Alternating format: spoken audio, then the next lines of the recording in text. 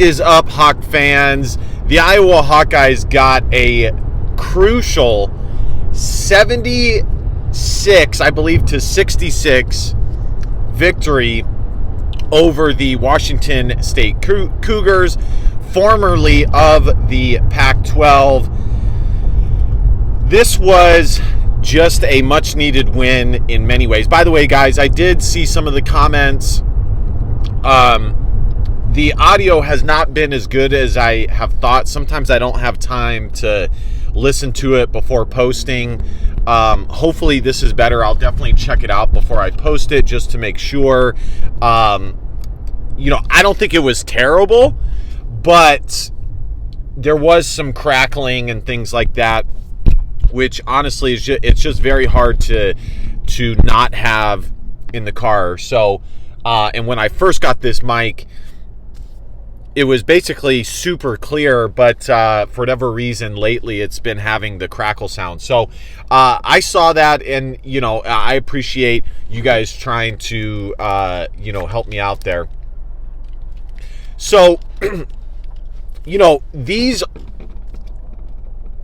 out of conference games are so crucial. Last year Iowa really did struggle in these out of conference games.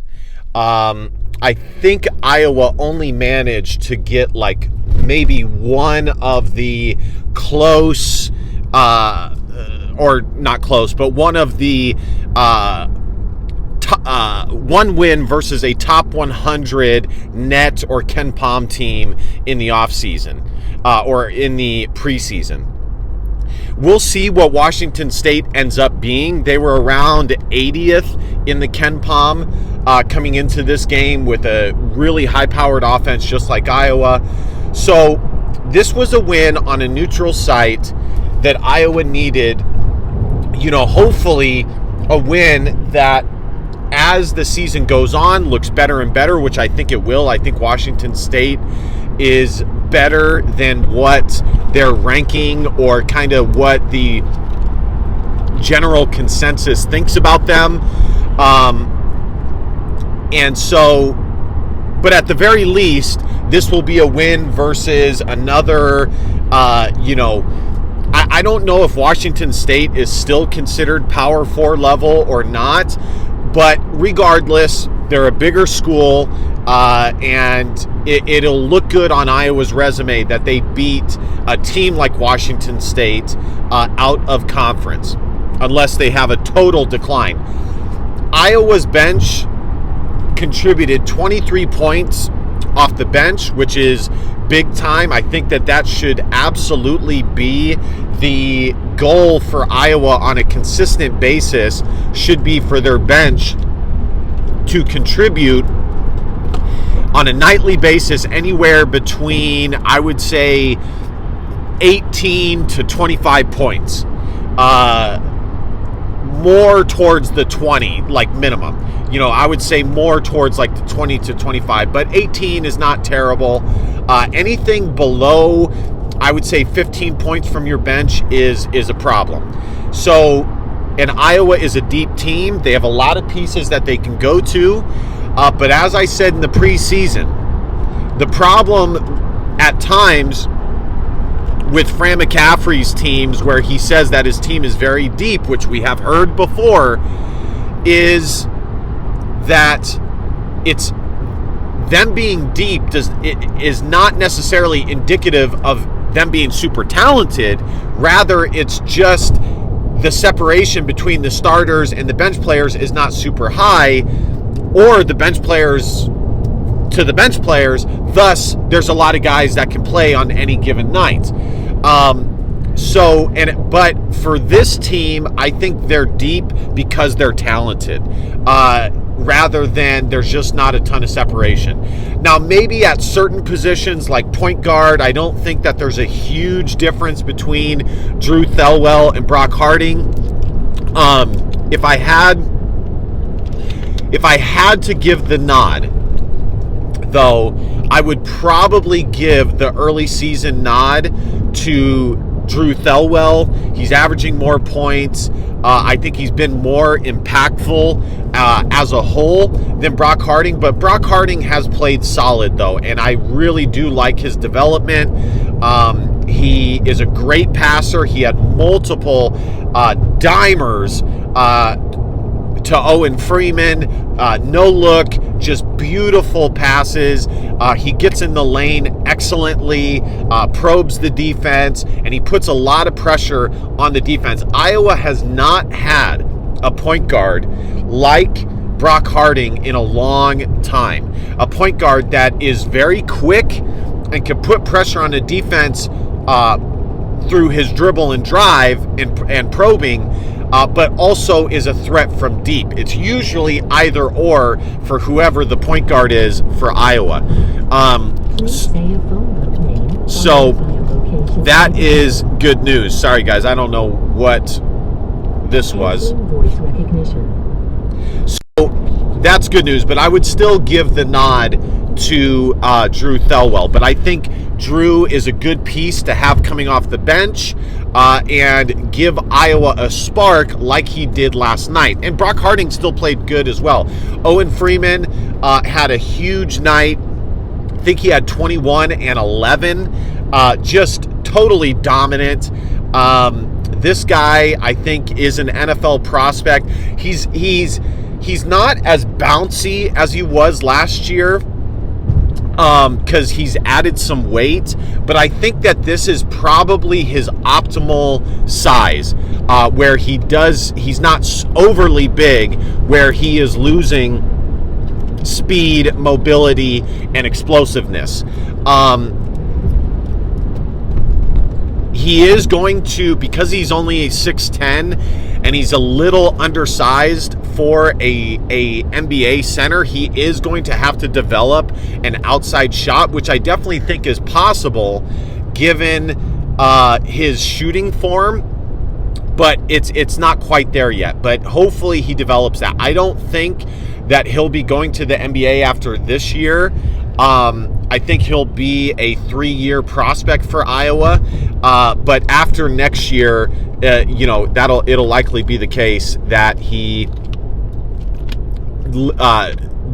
literally and absolutely considers going to the NBA. So, what else? Peyton Sandfort chipped in 18 points, but he had a really, really brutal shooting night.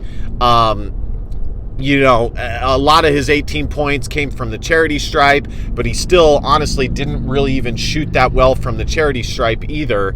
Iowa shot terribly from the free throw line last night. They were very lucky to be as close as they were at halftime last night.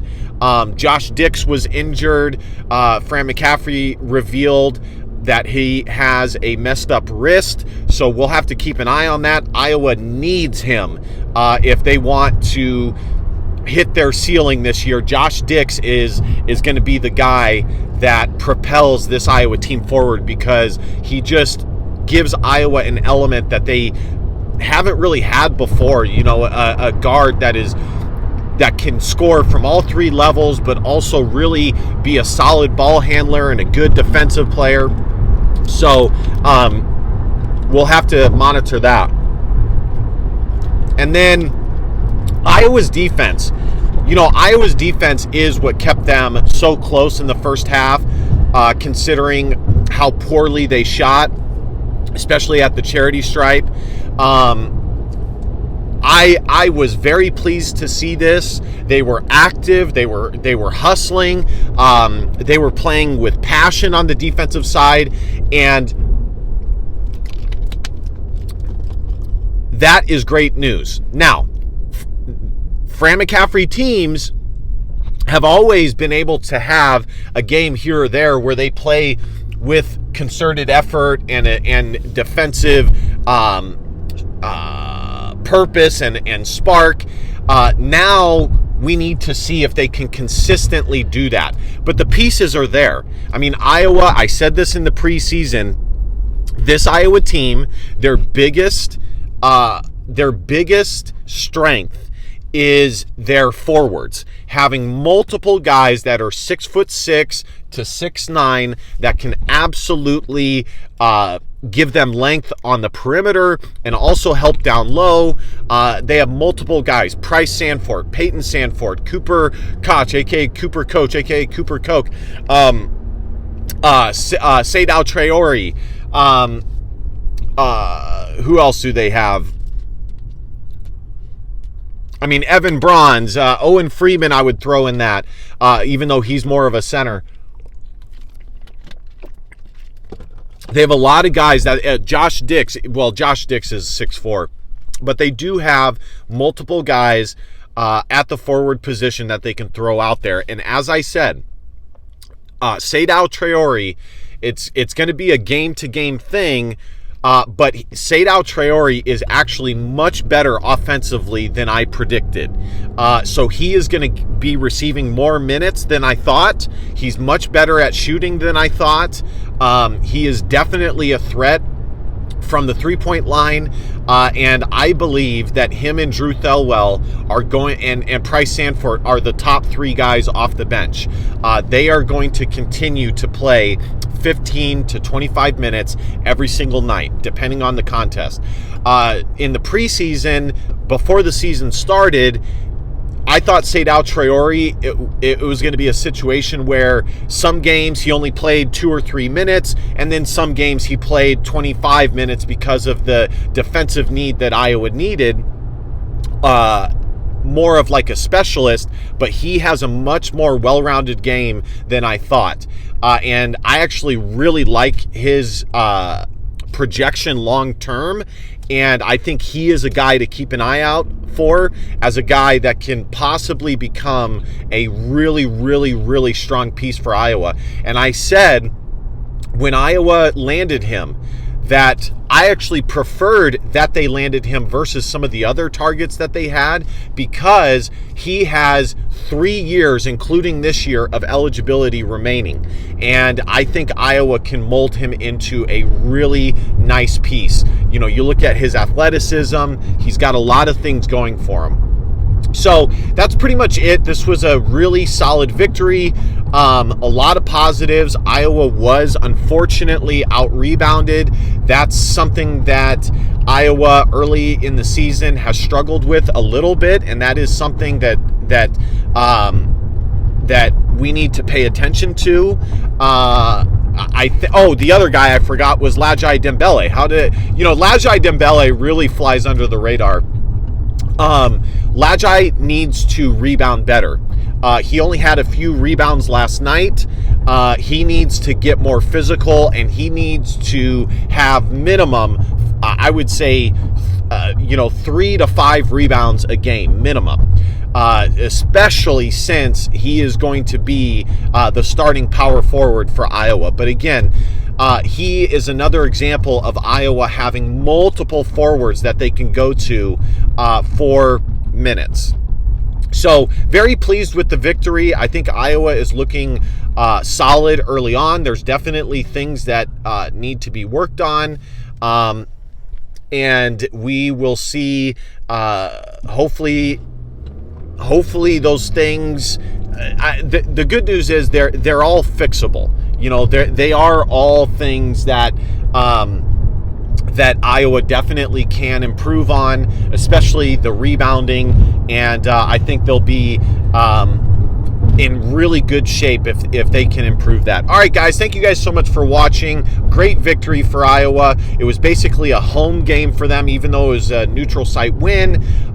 We'll see if this becomes a quad 1 victory down the line. I think right now it would probably go down as a quad 2 victory. Be sure to hit that subscribe button, like, comment. You guys know the drill. And last but not least, DBAP, don't be a pussy willow, and facts or feelings, because your feelings just don't matter. I love you, Hawk fans. I'll see you guys next time.